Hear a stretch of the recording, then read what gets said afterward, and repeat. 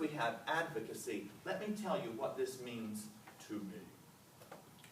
There was a famine in the land, and people were starving. And so the king of the land decided, we're going to have to engage in population control.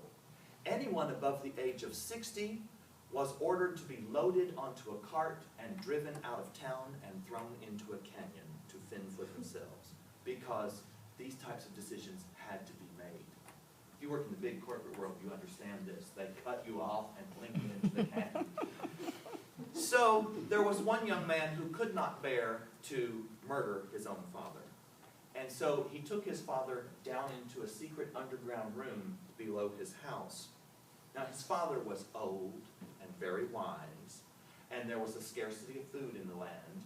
And the father said, if you want to find seeds for planting crops, go to the ant hill, because ants will collect seeds and store them in their nests, and you'll find all the seeds that you need for planting crops if you go to an ant hill.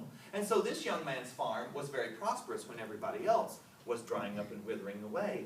And when the king of the land saw this, he realized he's cheating. Something is going on. And he called this young man to the throne, and he said, all right, you are going to be penalized greatly because somehow you're getting food that not everybody else is able to have, and you're going to be penalized. And the man begged for his life, and he said, all right, the king was a very cruel man. I mean, he had already murdered many of his own. He said, all right, I'll give you a fighting chance. If you can bring me a piece of wood with a thread running all the way through it, I'll let you live, but otherwise, and then we're going to take your food and distribute it to the hungry. So the young man went home, and he went straight down to the underground room to his father, and he said, what am I going to do now? And his father said, that's easy. We go back to the ant.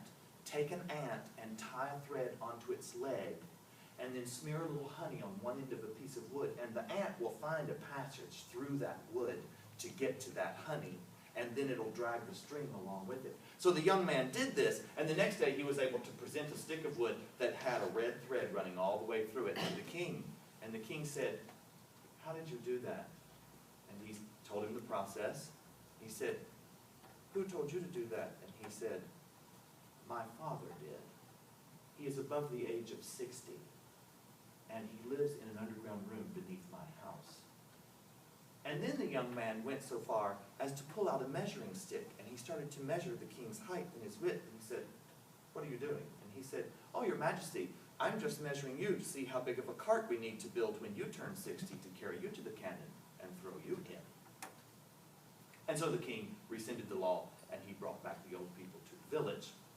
That's advocacy for the Chamber of Commerce. Like Rita said, it is much more than just politics. I really enjoy being a part of the community of Summerville.